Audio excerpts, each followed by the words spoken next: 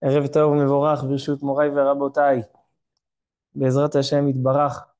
On étudie ce soir un sujet ilchatique. Que dit la Torah au sujet des alertes qu'on a, les alertes à la bombe, quand il y a les Azakot, Tseva Adom, où ça sonne dans tout le pays, jour et nuit. Que dit la Torah? Est-il obligatoire, selon la halacha, d'aller se réfugier et d'aller dans les abris, Miklat, Mamad, ainsi de suite? Est-ce que c'est une obligation à cause de l'obligation de la Torah, Venishmartem me'od lenafshotechem, on a une mitzvah de protéger nos vies. Et dans le Rambam, il y a des halachot de Rotseach veshmirat nefesh, halachot du meurtrier et de la protection de soi. Le Rambam, il a mis ça dans le même chapitre. Le meurtrier et la protection de soi. Ça laisse entendre que celui qui ne se protège pas, alors il est meurtrier de lui-même. Alors donc, est-ce que, selon la Torah, il est obligatoire d'aller se réfugier, d'aller dans les abris, ou bien on va dire que non. Pourquoi? Parce qu'étant donné que quelqu'un qui m'a dit, les pourcentages de se faire tomber dessus une bombe, c'est exactement comme gagner au loto. D'accord? Sur 10 millions d'habitants, on a eu combien de morts? Il y a eu 22 morts. C'est vrai que c'est très, très attristant, mais c'est mi'outa des mi'outa. C'est le mi'out du mi'out, c'est-à-dire une minorité d'une minorité, d'élo shachiach. C'est pas quelque chose qui n'est pas shachiach. Alors donc, est-ce que dans Pikuach Nefesh, on dit même safek, peut-être ça va tomber. Est-ce qu'on dit obligé? Ou bien on va dire non, étant donné que c'est lo shachiach, alors non. Deuxième question. Si on considère que c'est une sakana, que c'est vraiment un danger, pourquoi on s'abstient pas de prendre la voiture on fait de la route, on va à Tel Aviv, on va à Bnei Brak, et pas seulement pour travailler, vous allez me dire oui, vous voulez travailler. On va des fois en vacances, on prend la route, on prend l'avion, on va des fois au restaurant. Et vous savez combien il y a de morts par an en Israël d'accidents de voiture? Plus de 200 personnes. C'est-à-dire une fois tous les 2 jours, il y a quelqu'un qui meurt sur la route. Alors donc ça veut dire bien plus important que les missiles. D'accord? Si on prend sur une année combien de personnes ont perdu la vie en rapport à cause des missiles, c'est beaucoup moins que les accidents de voiture. Donc la question elle est, si tu considères que dans le judaïsme, tout ce qui est le plus petit safek, tu te montres rigoureux et tu dis, moi je fais la khumra et je vais dans le miklat et je reste un quart d'heure avant et 3 quarts d'heure après, est-ce qu'on va... Alors pourquoi la voiture on la prend? Pourquoi l'avion on le prend? Il y a eu 2 semaines, un avion qui s'est écrasé et qui a tué 249 personnes. Il y a eu un survivant. Tout le monde en a parlé de ce survivant. Pourquoi? Parce qu'il était censé mourir lui aussi. D'accord? Il y a des accidents. Alors donc, où elle est la limite? Où elle est la limite? On ne doit pas se mettre en danger. On doit toujours se réfugier, protéger sa vie. Où elle est la limite? Est-ce qu'il y a quelqu'un dans votre entourage qui fume la cigarette? Vous voulez voir les statistiques sur les cigarettes? Est-ce que les poskim, ils ont permis ou ils ont interdit la cigarette? Alors, la majorité des poskim, comme Rav Ovadia Yosef et Rav Eliashiv et Rav Ben Machal, ils ont permis la petite cigarette. Pourquoi ils ont permis la cigarette? Regarde les statistiques. Regarde les statistiques. Combien de personnes meurent à cause de la cigarette? Comme a dit le Chacham, fumer tue. Alors donc, pourquoi là, c'est permis? Et Rabotai, on va rentrer encore dans une question ilchatique, mais vous allez voir maintenant, on va devoir aiguiser le thème, le sujet.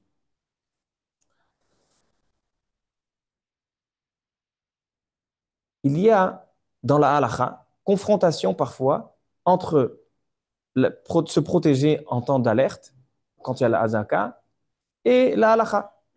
Par exemple, un homme, il est en pleine prière, tfila. Est-ce qu'il doit s'arrêter en pleine prière ou pas? Un homme, il est Shabbat, c'est Shabbat.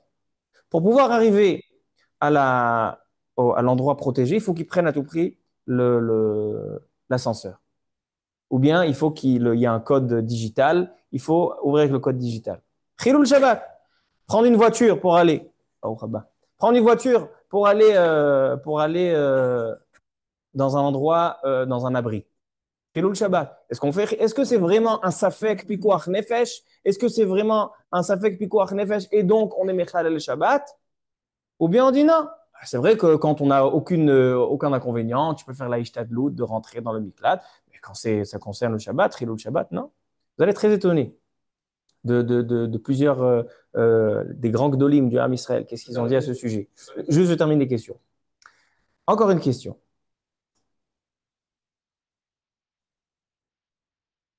Un homme, dans sa maison, il a ce qui s'appelle le mamad. Une chambre qui est avec des murs bien épais pour protéger. Mais nous avons vu dans nos yeux ces 2 dernières semaines que lorsqu'il y a ce qui s'appelle une Gia Yeshira, c'est-à-dire que lorsqu'il y a le missile arrive directement sur cet endroit-là, même le mamad n'y tient pas. Les seules choses qui ont fait leur preuve, c'est le miklat. Le miklat, donc on descend, un endroit qui est souterrain, avec des murs qui sont bien épais, et ça c'est le mieux. Alors un homme, il a le mamad à la maison, mais si tu vas au miklat, tu es plus protégé. Si tu me dis, ça fait pikuach nefesh, alors pourquoi tu te mets en danger et tu restes dans le mamad lorsque tu as le miklat? Et dernière question, en ce qui concerne les métiers dangereux. Si on dit qu'on n'a pas le droit de se mettre en danger, pourquoi il y a des métiers dangereux et on dit rien? Un électricien, c'est pas en danger? Un ouvrier qui doit grimper comment ça s'appelle ça, l'échafaudage? L'échafaudage à 40 étages, c'est pas en danger? Un ambulancier, un policier, c'est pas en danger, ils peuvent pas se faire tuer par des bandits? Pourquoi là oui? Où est la limite? Si on est rigoureux sur Pikuach Nefesh, alors on pourrait rien faire. Et si on dit non, il y a des choses que bon, c'est un petit peu lointain, alors pourquoi là, ça serait pas lointain? Les pourcentages de qu'il y ait une bombe qui tombe sur ta maison, c'est comme si tu gagnais au loto. Et comme tu n'as jamais gagné au loto, donc a priori, il n'y a aucune chance, aucune chance. Surtout nous, les habitants de Jérusalem. Surtout nous, les habitants de Jérusalem, où les Iraniens eux-mêmes, ils disent qu'ils ne tirent pas sur Jérusalem. Mais comme ils ne voient pas très bien, ils ont la vue qui n'est pas très, très. Alors, donc, il peut y avoir de temps en temps un qui vient. Donc, c'est un Safek, Sfeka, de Safek, Sfeka, Sheba, Safek, Sfeka. Alors, voici les questions. Bibi Nami, tu veux dire quelque chose? Baruch atah Adonai Eloheinu melech haolam she'akol nהיה b'dvaro. Ouais, ce que tu as dit tout à l'heure, que ça fait cas de. Parce que les feux vents et les morts, c'est une des raisons, c'est parce que les gens ils sont dans les mamadines. Si les gens ne rentrent pas dans les mamadines, ils auront beaucoup plus de morts. C'est badaï, parce que tu vois des immeubles qui étaient éclatés. Oui, dans, les gens ils vont les sauver parce qu'ils étaient dans le miclat. C'est ce que j'aurais eu de morts. Mon copain qui t'a dit qu'il y a eu que 22 morts, et c'est ça pour ça que c'est comme les néolotos. En réalité, si on enlève le paramètre mamad miclat, il a raison. Il arrive à des milliers de morts. Alors, l'attaque précédente, pas des Iraniens, du Hamas et des Thémanim. C'est des pétards, ça. C'est pas des missiles. Alors là, tu rentrais pas? Là, il faut rentrer? Non, moi, je alors, il faut rentrer? C'est des pétards. Top. Alors, venons, on voit. J'entends ce que vous dites. J'annule pas du tout ce que vous dites. On y va, on commence. Avant de commencer le shiur, j'aimerais commencer par une phrase du Rav Moshe Sternbuch, Shalita, le Rav Avedin de la Eda Haredit. Et il a dit comme ça. Je vous lis son langage. Ouais. Rav Sternbuch, il a dit ça la semaine dernière. Omnam zot yesh leizaher. Dans le Rav Sternbuch, il faut savoir qu'il a traversé des guerres. Hein. Il était à l'époque de la Deuxième Guerre mondiale. Il était à Londres quand les nazis bombardaient Londres. Donc, il en a fait des guerres dans sa vie. Il dit Omnam zot yesh leizaher. Dit le Rav Sternbuch, il faut faire attention. Shelol ikanes le panika ve pachad. Qu'il faut surtout pas rentrer dans des paniques et des peurs. Ki ha-Yehudi tsarich emuna. Parce que le juif, il doit avoir la emuna bakadosh baruch hu. Écoutez bien cette phrase. Il dit le Rav Sternbuch, j'ai entendu de mon Rav, à l'époque de la guerre mondiale, à l'époque du Blitz, que chez Hayou Nazim, lorsque les nazis, ils marchaient même Vezichram, bombardaient Londres tous les soirs. Tous les soirs, Londres subissait des bombardements des nazis, des avions des nazis. Disait le Rav Tzadik Rabbi Moshe Schneider, le Gaon Rabbi Moshe Schneider, et il disait une phrase très très puissante. Il disait Lechol ptsatsa yesh ktovet. Chaque bombe a une adresse. Explique le Rav Sternbuch. La bombe ne tombera jamais dans un endroit où elle n'était pas prévue par Hachem de tomber. Ça veut dire, Akadosh Baruch Hu, c'est lui qui décide où tombent les bombes, et dans chaque génération, celui qui a une émouna, il n'a pas de question. Comme ça a dit le Rav Sternbourg. Il n'a pas dit de ne pas aller dans les abris. Le Rav Sternbourg explique le Rav Schneider. Il n'a pas dit qu'il ne faut pas se protéger. On n'est pas encore entré dans le sujet. Ce qu'il a dit, c'est que si tu rentres ou tu ne rentres pas, il faut que tu saches que ce que tu feras ne dépend pas. Le résultat ne dépend pas de tes actions. C'est-à-dire que c'est quelque chose qui est très important dans l'état d'esprit. Quand on descend tous au Miklat, moi ça fait 2 semaines, moi j'ai pas de mamad à la maison.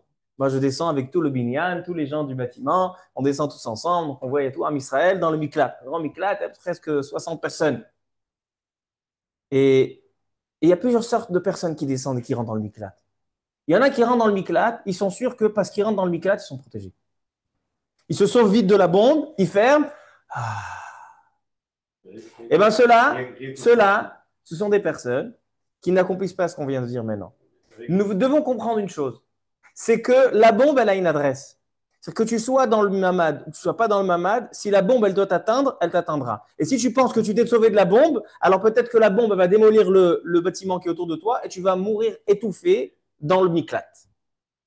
Alors qu'est-ce qu'on doit faire? Nous, on doit faire une ishtadlout, c'est-à-dire on doit faire quelque chose, une responsabilité en tant que juif de protéger sa vie, mais le résultat ne dépend pas du tout de nos efforts. Ça ressemble exactement à la parnassa.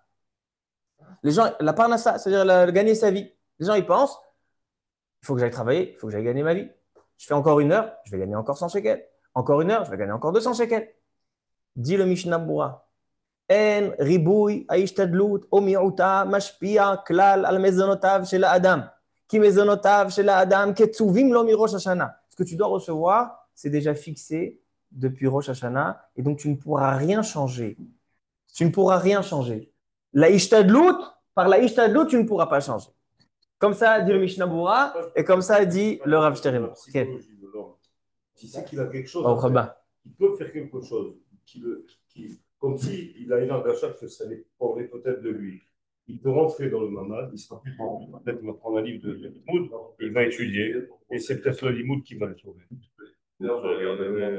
Moi, j'ai des livres de limoud dans mon mamad. Oui, non, mais moi, je pose une question simple. Il entend l'alerte qui sonne. Il dit, oh là là, il y a une bombe qui est en train d'arriver sur Jérusalem. Alors vite, je me sauve de la bombe et je me refuge dans l'abri. C'est une vision qui n'est pas juive. La vision juive dit, il y a une bombe qui sonne. Hachem protège et Hachem décidera où cette bombe devra tomber. Maintenant, moi, en tant que juif, j'ai des responsabilités et donc je dois faire une ishtadlout. C'est un autre état d'esprit, complètement, n'est-ce pas? C'est avec cette phrase que je voulais commencer les chiours et maintenant je commence à répondre et rentrer dans la soukia. Ok. Il n'a pas été méfadé pour grand-chose. On sait tous qu'en tant que juif, chaque chose a son adresse. Et maintenant, si jamais tu décides de partir selon ce raisonnement, arrête de partir chez les médecins, arrête de manger, arrête de partir faire tes cours. À Kadosh Baruch Hu, c'est lui, alors si jamais tu ne manges pas, c'est lui qui va décider si tu vas brûler, tu vas mourir. Alors. Et alors, je dis que si jamais tu décides de raisonner de cette manière, de toute manière, tout est une clove et tout est une adresse. Très bien. Ne rachète pas, tu restes à très bien. Binyamin, très bien. Très bien. J'ai réussi à t'énerver. Et d'après, c'est absurde de l'énerver parce qu'on dit que l'homme, il doit faire l'ishtalmout. L'homme, il est très bien. Très bien. Très bien. On peut commencer à étudier? Bon, maintenant c'est bon. Maintenant que vous êtes dans le sujet, je vous vois, vous êtes tous avec moi, on peut aller. Shulchan Aruch. Yoredea. Siman. Kuf Tet Zain. Le Shulchan Aruch là-bas rapporte des halachot qui sont interdites à cause du danger. Dvarim ma'asurim mishum sakana. Par exemple, un homme n'a pas le droit de prendre une pièce et de la mettre dans sa bouche. Pourquoi? Dit le Yerushalmi, parce que les pièces, les gens les font passer de main en main et il y a de la transpiration et la transpiration, c'est un poison. De là, on voit qu'on n'a pas le droit de se mettre en danger. Ainsi, le Kaf HaChaim là-bas rapporte que un homme n'a pas le droit, quand il fait des travaux chez lui, de mettre des clous dans la bouche. Vous connaissez ce réflexe? On met des clous. On met des clous dans la bouche. Des clous dans la bouche, c'est interdit parce que c'est une sakana, c'est un danger. Et ainsi de suite.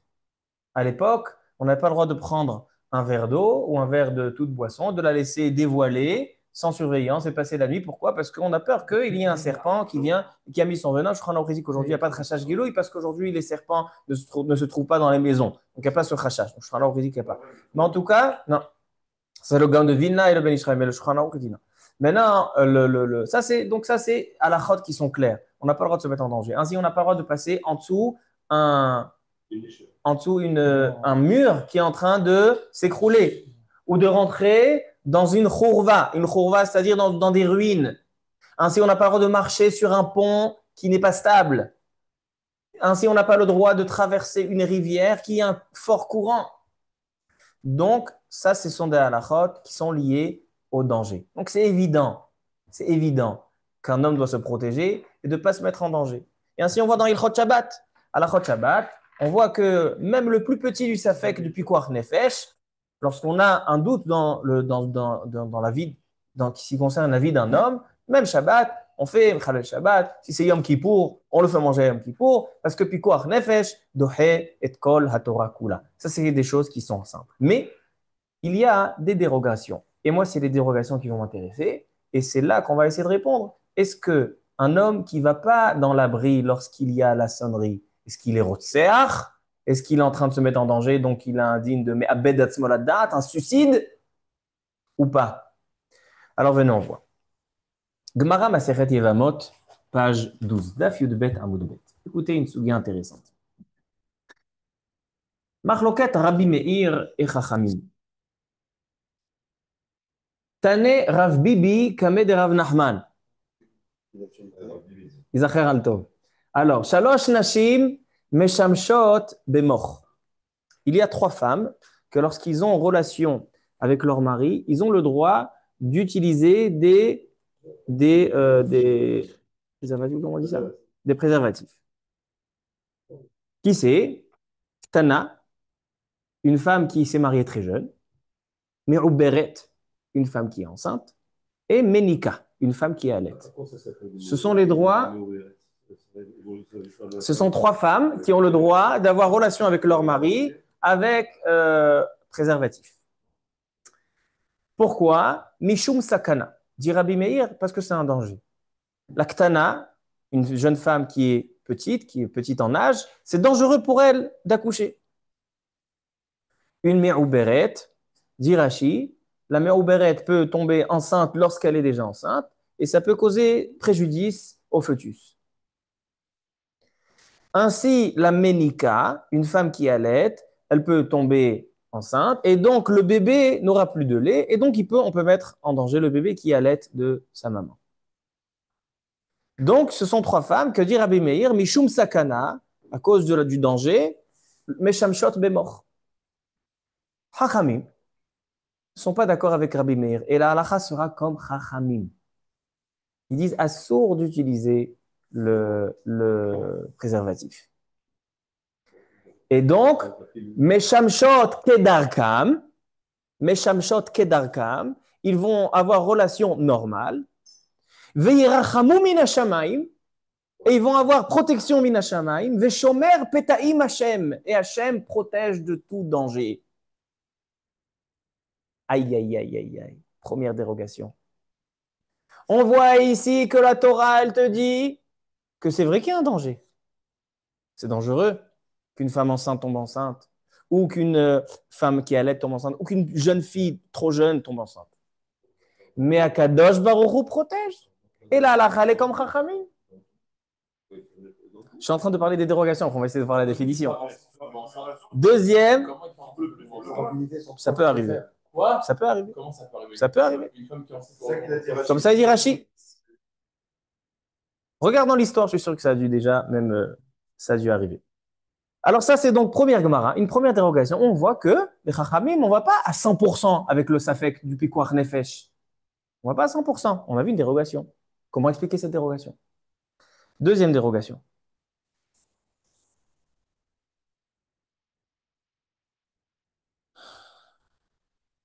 il y a une halakha, en mesichin besharat as-saouda.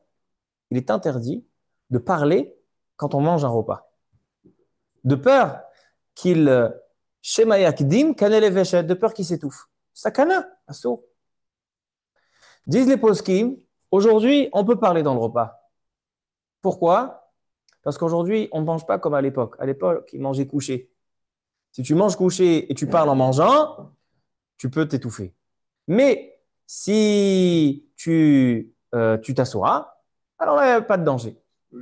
Demande le Sha'aret Teshuvah. Qu'est-ce qu'on fait à la Seder, le soir de Pessah? Le soir de Pessah, Minag Israël, de s'allonger et de manger à coudée. Et qu'est-ce qu'ils font? Les gens ils continuent à parler pendant le repas. Ça devrait être assourd.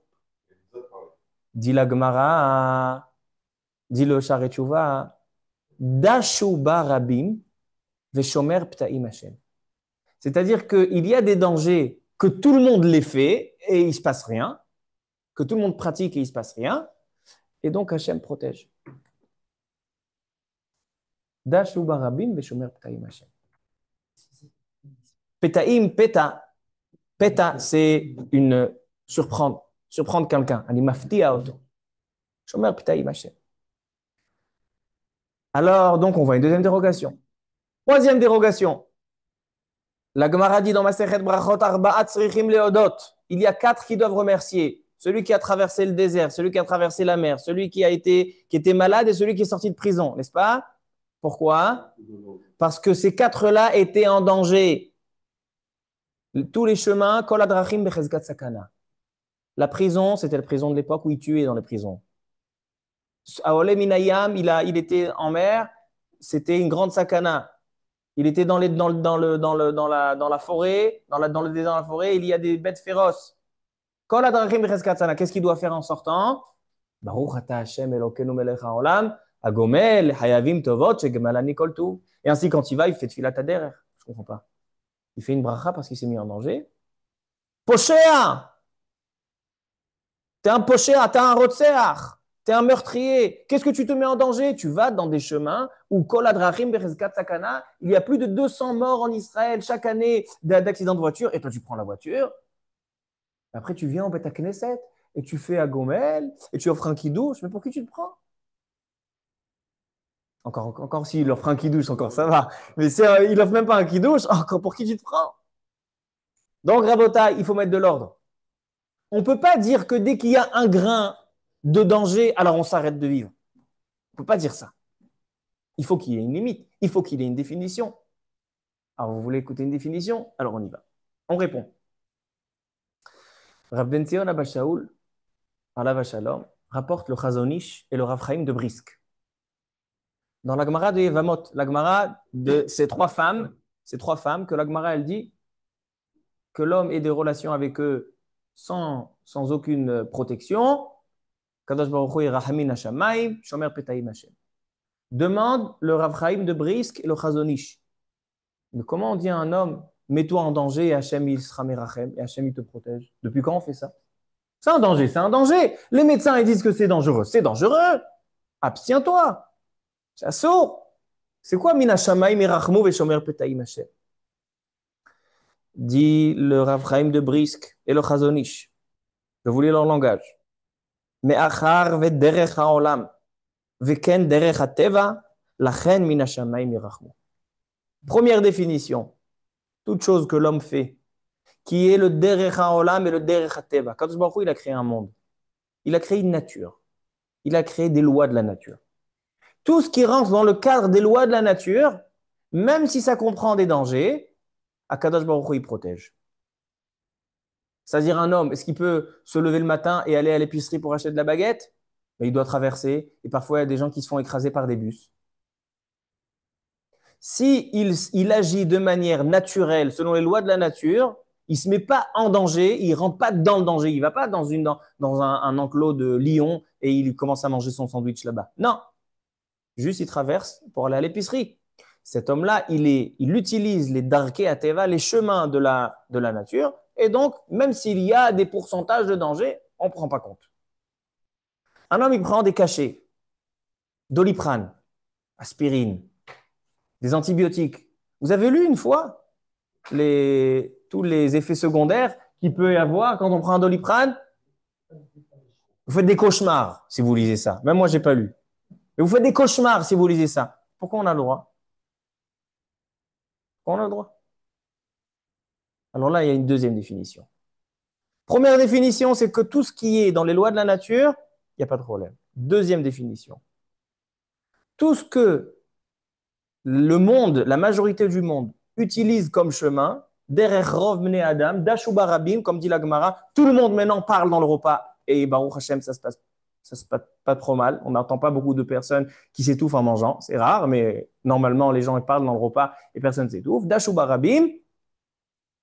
Alors donc, Akadosh Baruch Hu, il protège. C'est vrai que tu fais quelque chose de dangereux. Tu parles en mangeant. Tu peux t'étouffer. Tu prends un Doliprane. Il peut se passer tout ce qu'il y a dans tous les effets secondaires. Tu prends comment ça s'appelle, le vaccin du corona. Il y a des personnes qui ont perdu la vie. Il y en a qui ont perdu la vie. Et c'est comme ça, pas seulement pour le vaccin du corona, c'est comme ça pour tous les vaccins. Le vaccin pour la grippe, vous savez qu'il y a aussi des effets secondaires. Il y a des personnes qui ont perdu la vie à cause du vaccin de la grippe. Et tout le monde court tous les ans, je vais me faire vacciner pour la grippe. Oui, tu vas te faire vacciner pour la grippe. Pourquoi? Parce que tout le monde le fait. Et c'est une minorité d'une minorité qui arrive en danger. Ça veut dire que de dire que tout ce qu'il y a une minorité d'un danger, on ne fait pas, c'est pas exact, ça dépend. Si c'est quelque chose que tout le monde le fait, c'est bon. Si c'est quelque chose que c'est le derech hateva, c'est la manière de vivre, c'est bon. C'est pour ça qu'on peut prendre la voiture. On peut prendre la voiture. Parce que prendre la voiture, c'est considéré derech hateva. C'est comme ça que le monde fonctionne. Un homme, il peut sortir de chez lui, un homme, il peut prendre l'avion, et un homme, il peut prendre la voiture, et un homme, il peut prendre la route et l'autoroute, et aller même dans les montagnes, et à Kol Beseder. Ah, mais il y a tous les ans, on entend des accidents dans la montagne, tous les ans, des accidents dans les accidents de ski, etc. Non, mais lui, il fait des rechateva. Et quand c'est des rechateva, Shomer Petaim Hashem. Mais maintenant, Rabotai, on arrive à l'alerte à la bombe, à la Hazaka. Vous allez me dire, qu'est-ce qu'ils font la majorité? Ils rentrent dans les abris. Est-ce que c'est derech haolam, que c'est la manière les lois de la nature, que lorsqu'il y a une alerte dehors, on sort et on continue la vie normale? Non. A priori, selon les deux définitions, qu'est-ce qui doit se passer? Quand il y a une alerte, on doit rentrer à l'abri. C'est plus quoi nefesh. On est Mechalel Shabbat. On est Mechalel Shabbat. Quand c'est en pleine prière, on arrête la prière.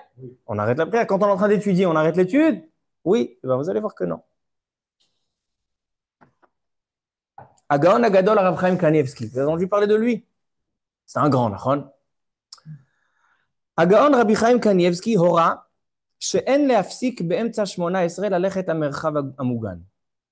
Donc un homme est venu chez Rav Kanievski, il a demandé, j'étais en pleine Amida et il y a la sonnerie. Une seconde, tu as dit tout à l'heure, on va voir.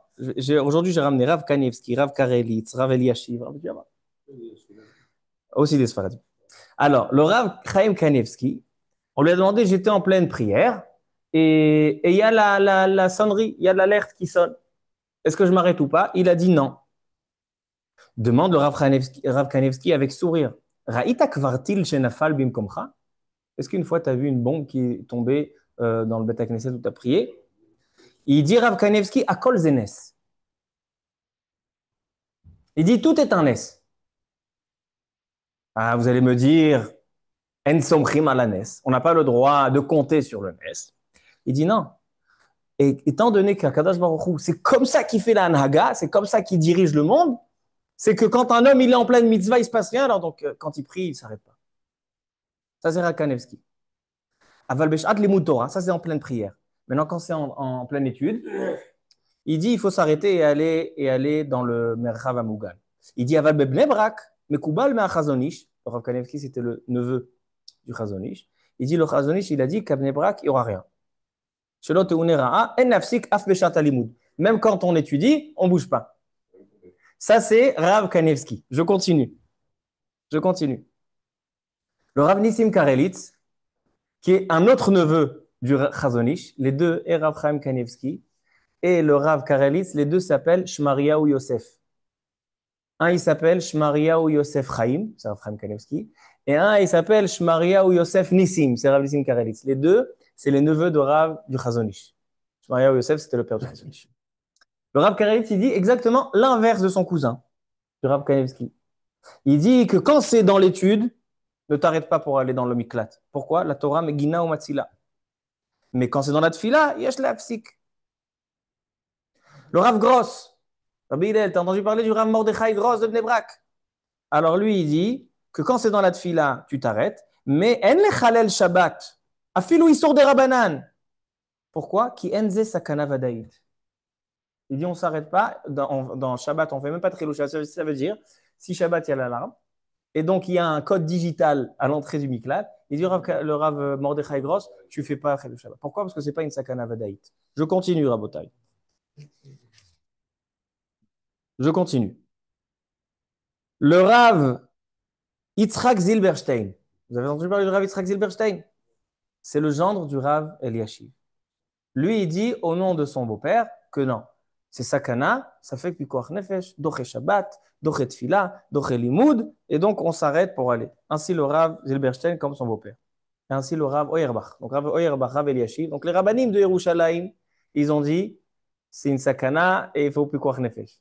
Les rabbanim de Bnei Brak, le Chazon Ish, ses neveux, etc., ils ont dit quand c'est dans la tfila, quand c'est dans l'étude, chilul Shabbat, non. Et il y a une troisième opinion. Maintenant, mon but ce soir, c'est d'essayer de trouver à chacun une source. Mais je vous dis les chitotes. Il y a un troisième avis du Rav Steren de Bnei Brak. Lui, il dit quelque chose d'intéressant. Un homme qui fait tout selon les lois de l'armée et des gens du métier, des gens professionnels. Adam shedarkol ishamer bechol et beishama azaka lemalet kol oraot anshe hatzava. Ce qui s'appelle aujourd'hui Pikoud HaOref. Mutar lo linhog gam beshabbat vegam betfila. Il peut transgresser Shabbat, il peut s'arrêter pendant la tfila. Aval. In bet shonsek be'asakav. Si par exemple il a un rendez-vous très, très important par Zoom avec un Chinois qui est en Chine et qui est en train de lui vendre un projet de 3 millions de dollars et que s'il s'arrête, ça ne se fait pas et il reste quand il y a la sonnerie. Aval kshu be'asakav ou lo mafsik kedel alechet. Gilad da'ato she'etzlo zelo sakana ve'en lo le'afsik afilu batfila. Il ne s'arrête même pas dans la tfila. Alors, Rabotai, venez, on fait de l'ordre. Mais on met de l'ordre.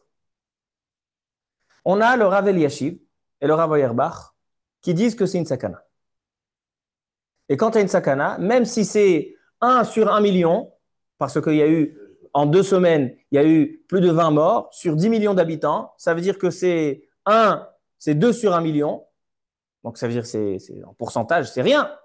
Donc, combien de pourcentage il y a de chances? Eh bien, il dit le Rav Eliashiv, le Rav Oyerbach, il faut aller s'abriter, et même quand c'est Shabbat, et même quand c'est pendant la tfila, même pendant l'étude, etc. Mais essayons de comprendre ceux qui ne sont pas d'accord avec ça. Il y en a qui ne sont pas d'accord. On a vu le Chazon Ish, il y a une lettre du Chazon Ish qui est rapportée par le Rav Zilberstein, une lettre du Chazon Ish qui dit qu'on ne peut pas faire le Shabbat. Et lui, il parlait quand il y avait la Deuxième Guerre mondiale, où il y avait les avions des nazis qui ils devaient éteindre les maisons. À l'époque du Chazon Ish, ils devaient éteindre les maisons pour pas que les nazis voient qu'il y a une maison allumée. Dès qu'il y a une maison allumée, et il a dit Shabbat, éteins pas la lumière. Chilul Shabbat. Chazon Ish, Deuxième Guerre mondiale. D'où ça vient? Sur qui ça se base? Nous, on a vu a priori des définitions. On a dit que si tout le monde le fait et il se passe rien, pas de problème. On a vu que si c'est la manière de la nature, c'est le manière de fonctionnement du monde, pas de problème. Comme avec les femmes, les 3 femmes, il est marié avec une femme, elle est enceinte ou elle allait. Quoi, tu vas lui dire de ne pas vivre en tant que couple normal? Alors, c'est le Darkei Teva. Mais là, a priori, ça ne répond à aucun critère. L'alarme, elle répond à aucun critère. Alors, écoutez, une source que j'ai trouvée, B'siyata Dishmaya, grâce au Rav Oyerbach, dans Shmirat Shabbat K'ilchata. Le Shulchan Aruch, dans Halachot Tfila, Siman Kuf Dalet, 104, Halakha 3. Dit le Shulchan Aruch, un homme qui fait la prière, et tout à coup il s'aperçoit que autour de son talon, il y a un serpent qui est bien au chaud autour de ses chaussettes. Dit le Shulchan Aruch, Afilu nahash karuch ala kevo, même si le serpent il est bien entouré autour de ton talon, lo yafsik, tu n'arrêtes pas dans ta prière, tu continues à prier. Donc bien évidemment, aujourd'hui, quand on a un serpent qui est autour de notre pied et on voit ça, alors on saute, le serpent il reste à la même place. Mais c'est nous qui... Ça c'est sûr, aujourd'hui on n'a pas de kavana et on n'arrive pas à se concentrer. À l'époque, ils arrivaient à séparer le cœur et le cerveau. Alors donc, dit le Shulchan Aruch, pour des gens comme ça, tu as un serpent, tu ne bouges pas. Si c'est un scorpion, akra, posek. Pourquoi? Parce que le scorpion, il est beaucoup plus masique, il endommage plus que le serpent. Maintenant, le serpent, a priori, c'est dangereux. Alors, si c'est un serpent, tu vois, il a la tête triangle, c'est-à-dire qu'il est vénéneux. Mais si c'est un serpent, tu ne sais pas. Dis le biur halacha. Atam. Pourquoi, quand il y a un serpent autour de mon talon, je ne bouge pas? Au nom de Rashi et Rambam. Mishum de rov pe'amim enonoshech. Parce que la majorité des fois, il ne mord pas. Étant donné que le serpent, la majorité des fois, il ne mord pas, alors donc tu ne bouges pas. Elle est difficile à comprendre, cette logique. Elle est difficile à comprendre. Pourquoi?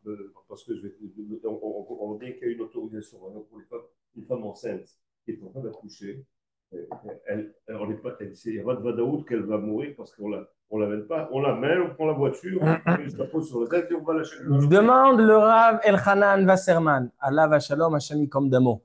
Il a été tué pendant la Shoah. Le Rav Elchanan Wasserman, dans Kovet Siourim. Il ramène ce Rashi. Et il dit la majorité des serpents ne mordent pas. Mais Ribono Shel Olam, sur 10 serpents, il y en a 9 qui mordent. Mais il y en a un qui mord. Il y a un miout qui mord. Ça fait que Pikuach Nefesh. Il dit le Rav Elchanan Wasserman. Et à mon avis, c'est la source de tous ces Gdolim de Bnei Brak qui ont dit que ce n'est pas une sakana vadaït. Il dit le Rav Elchanan Wasserman quelque chose de magnifique. Il dit un homme, il a la majorité qu'il n'y a pas de danger. Il y a une minorité qui a un danger. Alors sur cette minorité, s'il est en train de faire une mitzvah, la mitzvah lui protège de la minorité. Et il dit le Rav Elchanan Wasserman, comment t'as oublié? C'est une Gemara Meforeshet. C'est une Gemara. Où c'est une Gemara? Une Gemara dans Masechet Choulin. La Gemara dans Masechet Choulin, elle parle à la fin de Shiluach Haken. C'est quoi Shiluach Haken? Tu prends une échelle, tu montes, tu prends le nid, tu prends la maman et tu envoies la maman, tu prends les œufs. C'est Shiluach Haken, n'est-ce pas? Qu'est-ce qu'on nous promet? Les man, itavlach ve'arachta yamim. Tu auras une longue vie si tu fais Shiluach Haken. Demande à Gemara. Un jour, j'ai vu quelqu'un qui a fait Shiluach Haken. Le père, il a envoyé son fils.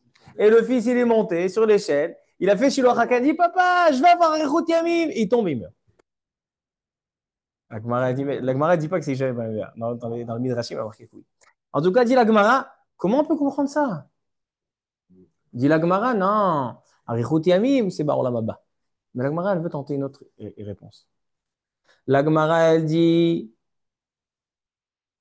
c'est évident que c'est les Olam Haba. Quand on parle d'Arichut Yamim, on parle d'Olam Haba. Et elle dit la Gemara, Amar Rabbi Elazar, Shluchei mitzvah enam nizokim. Un shaliach mitzvah, il n'a aucune crainte d'avoir un problème. Lo ba'alicha velo ba'chazara. Ni à l'aller ni au retour. Demande la Gemara, alors comment il est tombé de l'échelle? Si la mitzvah, elle te protège, comment... La Gemara dit une définition, une réponse. Ça dépend si le danger, il est fréquent ou le danger n'est pas fréquent. C'est-à-dire si c'est shaliach, si quelque chose il a une haute probabilité ou pas. Si tu prends une échelle qui est faite avec des fils de fer et qui fait 8 mètres de hauteur et que tu te mets dans un endroit où quand tu tombes dans un ravin, là, la mitzvah ne te protège pas. Quand c'est shachriach et zeka, il n'y a pas de shmirat mitzvah. Mais si la majorité des chances, c'est que ça marche bien, c'est une bonne échelle et tu as un endroit, tu as pris tes précautions. Alors c'est vrai qu'il y a une minorité où il peut avoir un danger. C'est comme un homme qui travaille, il est électricien, il touche l'électricité. Il peut y avoir une fois que le Baal Habayit, quand l'électricien est en train de toucher l'électricien, il allume le compteur et donc le disjoncteur et donc il va perdre la vie. Il dit là, la mitzvah te protège. Donc il dit le Rav Elchanan Wasserman, on voit ici dans la halachot fila que malgré qu'il y a une minorité de nechashim qui mordent, la mitzvah te protège. Le Rav Auerbach, c'est intéressant, il est cholak sur... C'est le Rav Auerbach, lui, il va comme ceux qui disent que non, je prends en compte tous les... Ça veut dire qu'en fait, Rabotai, qu'est-ce qu'on voit ici? On voit que chacune de ces chitotes, ils ont sur quoi se reposer. Maintenant, celui qui dit que ça dépend de l'homme, s'il va, comme les lois de l'art, tout ce que l'armée et le Pikoud Orof lui dit, il fait, donc il doit faire comme ça. D'accord? Alors, on a dit en fait 3 chitotes. On a dit 3 opinions. On a dit les Chachmei Yerushalayim, comme le Rav Auerbach, le Rav Eliashiv, qui disent que même 1% et même un millième, un million de pourcents, c'est un danger, on prend les précautions. Ça, c'est leur position. Il y a le Chazon Ish, le Rav Kanievski et le Rav Karelitz qui disent que non. C'est vrai que si tu n'as rien, tu vas, tu fais ta Ishtadlout, mais si tu n'es pas en plein Shabbat, etc., tu fais pas Chilul Shabbat. Et il y a une troisième Shita. Troisième Shita que ça dépend de la personne. Si il fait tout comme ce que l'armée lui dit, alors il peut, et sinon, non. Ça veut dire quoi? Alors ça, c'est un Chazon Ish Mefourash. Le Chazon Ish, il a une lettre et il dit Akol taloui bemidat habitachon shel Adam. Ça dépend du degré du bitachon, de la foi que l'homme il a. Si l'homme, il vit, comme on a dit tout à l'heure, au nom du Rav Moshe Sternbourg, que pour lui, il se confie complètement à Hachem. Il sait exactement ce qui va se passer. Lui, il a juste sa chovat ishtadlut. Alors là, celui-là, quand il y aura Chilul Shabbat, il faut pas Chilul Shabbat. C'est-à-dire que quand c'est un bitachon d'Hachem, les Vénish Martel, tu n'as pas besoin de l'utiliser. Alors, ça dépend. Si dans son livre de Moulavi Bitachon. Alors, ça veut dire qu'il y a quelque chose où le sakana, elle est là. La sakana, elle est présente.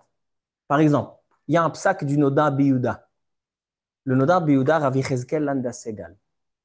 On lui a demandé une fois, est-ce qu'on a le droit d'opérer des défunts, par exemple des chayalim, etc., leur prendre toutes sortes d'organes, faire des dons d'organes. Niveau la mettre, ça veut dire que le mort, il subit un déshonneur. Mais, d'un autre côté, il y a un pikuach nefesh. Pikuach nefesh, tu peux sauver des vies. Il dit le Nodar Biyuda, si la personne qui a besoin de pikuach nefesh, elle est maintenant en pikuach nefesh, il y a quelqu'un qui a besoin d'un rein, et l'homme, il est mort tout de suite, malgré que pour le rein, c'est pas tellement. Parce que dès qu'il meurt, exactement, c'est pour seulement pour. En tout cas, si le pikour nevesh, il est immédiat, pikour nevesh doché. Mais si c'est pour faire des études et pour garder dans des bocaux, et dire qu'il va y avoir pikour nefesh, on ne prend pas en compte. Mais je ne comprends pas, il va y avoir pikour nefesh, arrivera ce jour, on va avoir besoin, et on ne pourra pas sauver cette vie. Et il dit là, on ne prend pas compte du pikour nefesh. Moi, je vous demande. Le Rav Auerbach et le Rav Eliashiv, toujours on fait attention. Ok. On a vu des dérogations. Bon, on a répondu. Mais tous ces Gdolim, Rav Elchanan Wasserman, Chazon Ish, tout ça, comment il y a Pikuach Nefesh, il y avait Nishmartem Anav Shotechem. Alors moi, je pense une définition, une compréhension que j'ai eue après avoir étudié cette soubia. C'est qu'en fait, comme on a dit, le danger, c'est pas le danger qui fixe la manière comment je vais me protéger. Ça veut dire que le danger, il est complètement dirigé par Hachem. Si je suis en danger ou pas en danger, qu'est-ce qui va se passer? Tout dépend d'Hachem. Tout ce que moi me reste, c'est en tant que juif d'essayer d'agir pour cacher les nissim, pour pas qu'il y ait trop de miracles dévoilés. Enfin, de la même manière qu'Akadosh Baruch Hu, il veut que je travaille pour gagner ma vie, malgré que je mange pas du tout en rapport avec ce que je travaille. Parce que la Ishtadlut n'a rien à voir avec le résultat. Ainsi, c'est pour la sakana.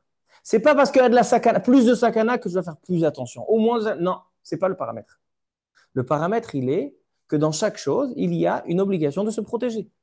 Maintenant, si cette obligation de se protéger, elle vient face au Shabbat, alors c'est vrai qu'en général, on dit Pikuach Nefesh Dochet Kol HaTorah Kula, mais ça, c'est seulement quand les Chachamim vont te dire qu'il y a un réel danger, mais il y a certains dangers qui ne sont pas 100% ou qui sont très lointains, où là, les Chachamim vont te dire, là, tu fais pas Venish Martem. Là, tu n'enfreins pas Venish Martem. Quand on dit que la vie, elle passe avant tout, que la vie, elle repousse la Torah, n'est-ce pas? On dit Pikuach Nefesh Dochet Kol HaTorah Kula. La vie, elle repousse la Torah. Alors pourquoi elle ne repousse pas Avodah Zara, Giloui Arayot, Shfichut Damim? Un homme, il te dit, fais l'idolâtrie, sinon je te tue. La halakha, elle dit, tu dois te laisser tuer. Va avec cette femme interdite, sinon je te tue. Yahareg ve'al ya'avor. Elle est où la vie là-dedans? On voit ici que ça n'existe pas ce concept de dire que la vie, elle passe avant le judaïsme, ou la vie, elle passe avant la Torah. Pas du tout. On n'a pas compris ce que c'est que Pikuach Nefesh Dochet Kol HaTorah Kula. C'est pas que la vie, elle passe avant le judaïsme. Non. C'est la Torah qui nous dit comment vivre. Maintenant, dans les mitzvot que la Torah a décidé que ces mitzvot-là, on les annule face au Pikuach Nefesh, là, tu annules face au Pikuach Nefesh. Par exemple, Shabbat, Kippour et toutes les autres mitzvot. Mais ça ne veut pas dire que la vie, elle passe avant. on voit bien que quand ça vient sur le compte de idolâtrie, débauche, meurtre, là, la vie, elle n'est pas plus chère. Je pense que ce chiour-là, moi, personnellement, il m'a appris une autre vision de comprendre la vie. La vie, ce n'est pas le tahlit. Le tahlit, ça veut dire que ce n'est pas l'objectif. La vie, c'est quelque chose qu'on utilise pour la Torah. C'est quelque chose qu'on utilise pour la Torah. Donc on peut maintenant essayer de comprendre. Qui te dit, le Rav, le Hanan Wasserman, il dit, t'as le serpent, il est entouré de ton talon. Alors si la majorité la majorité des chances, c'est qu'il ne va pas te mordre, il ne va pas te tuer, et en plus tu es en train de faire une mitzvah, s'il te dit le Chazonish, le Rav Kanevski, que si tu es en train de faire la tfila, alors tu ne bouges pas, parce qu'il y a un danger, mais d'un autre côté, tu es en train de faire la tfila, il calcule la vie dans la Torah. C'est pas que la vie, elle passe au-dessus de la Torah. Quelqu'un que pour lui, la vie, elle passe au-dessus de la Torah, alors tu fasses tout, il n'y a rien. Tu n'es plus juif à ce moment. Toute la vie, il est ma'amin, il est botar bachem. Mais quand il y a quand il y a cette sonnerie, ça y est, moi, je ne pense plus à rien. Non, c'est pas ça ce qu'on voit ici. On voit ici que le danger et la vie, elle ne dépend pas de toi. Et la vie qui t'est donnée, elle est seulement pour la Torah. Alors c'est vrai, puis quoi, Nefesh Doré, toutes les mitzvot, ils sont repoussés parce que c'est la Torah qui le dit. La Torah, elle dit, Vachai bahem, velo sheyamut bahem. Mais c'est pas que la vie, elle est plus kdosha. Elle est plus pourquoi? Parce que la vie, ce n'est pas l'objectif, mais la vie, c'est l'intermédiaire, c'est le moyen pour atteindre l'objectif. Alors, donc, conclusion, on a vu plusieurs opinions. Est-ce que, selon la Torah, on doit se protéger en temps de sonnerie, en temps d'alerte? Il y en a qui disent, dans tous les cas, ça fait Pikuach Nefesh. Ça, c'est la position de Rav Eliashiv, Rav Auerbach, Rav Yitzhak Zilberstein. Il y en a qui pensent que c'est vrai qu'on doit faire une ishtadlout lorsqu'on est en train de rien faire, d'aller, de se protéger, mais quand ça vient sur le compte du Shabbat, Trilou Shabbat, ou bien pendant la tfila, ou pendant l'étude, pendant la prière, non. Il y en a qui disent que ça dépend de le niveau de bitachon de l'homme. Si, dans la manière comment il ressent sa vie entre les mains d'Hachem. Donc voilà, c'était le thème ce soir. Baruch Adonai Le'olam, Amen ve Amen.